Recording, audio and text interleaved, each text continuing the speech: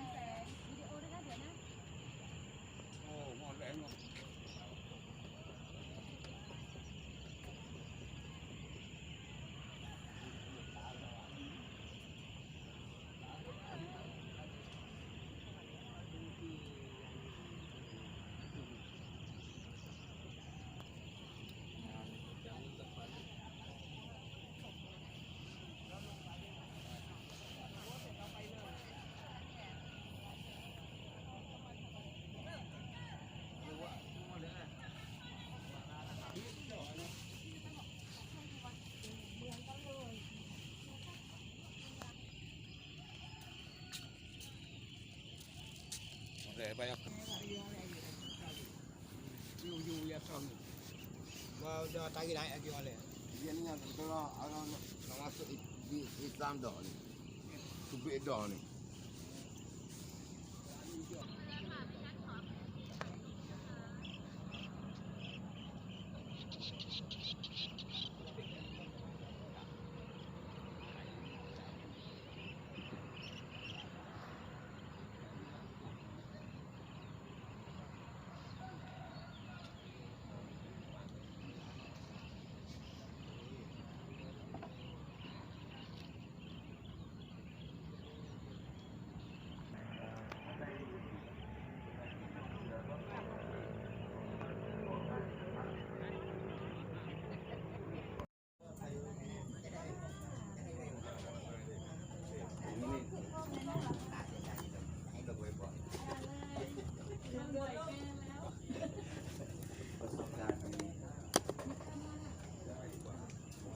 ที่หนักกว่าตาย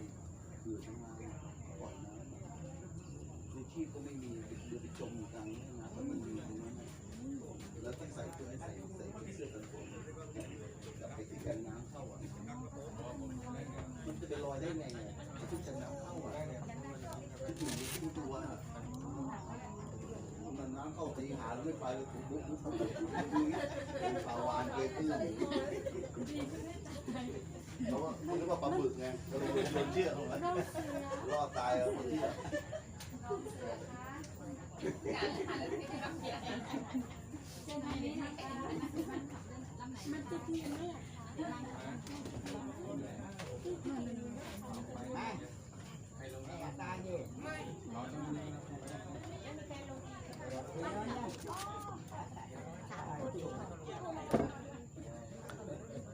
วันนี้เป็นโอกาสดีของพี่น้องชาวปัตตานีนะครับหม่อมหลวงสลาลีกิติยากรหรือคุณน้ำพึ่งนะครับได้มาถ่ายทำรายการทีวีที่สะพานไม้บานาและก็โรงเรือทัศนศึกษาท่องเที่ยวเชิงทะเลด้วยนะครับ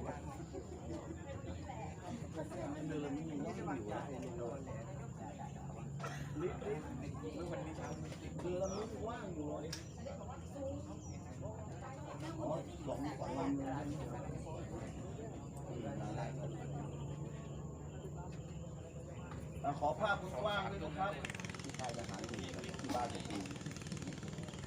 คุยให้แกฟังแม่ผมเองจะทำเมื่อไหร่แม่ขอแค่ฟังก็เขาอยากรู้แล้วอ่ะ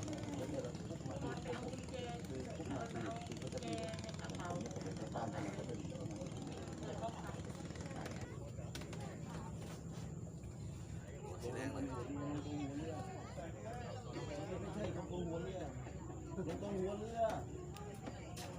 ตอนนี้ท่านหม่อมหลวงสลาลีกิติยากรกำลังลงเรือ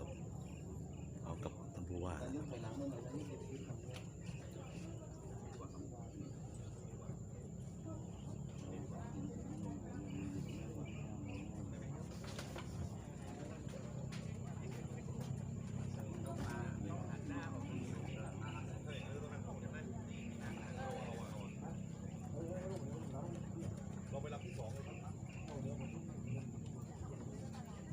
ใช่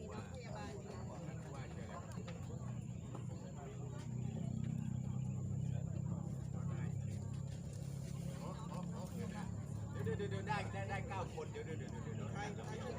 จัดระเบียบต้องจัดระเบียบ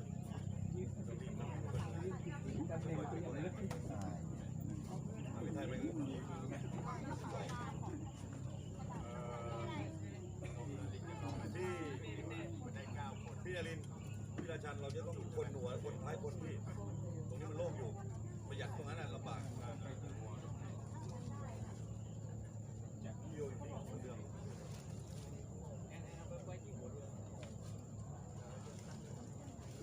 ที่เหลือครับ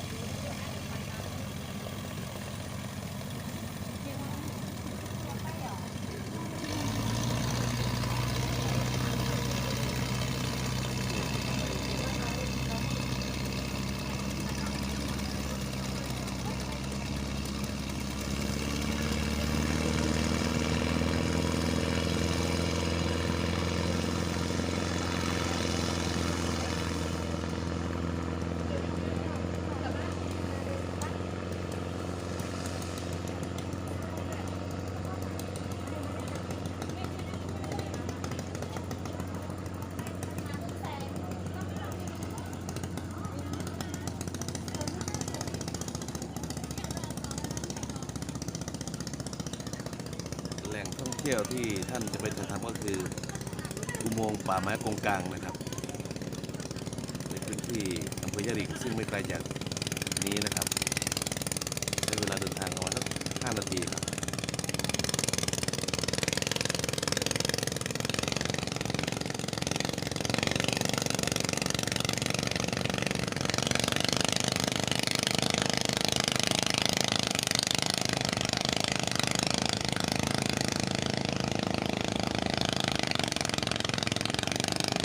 สำหรับคลิปนี้ขอยุติเพียงเท่านี้ครับ สวัสดีครับ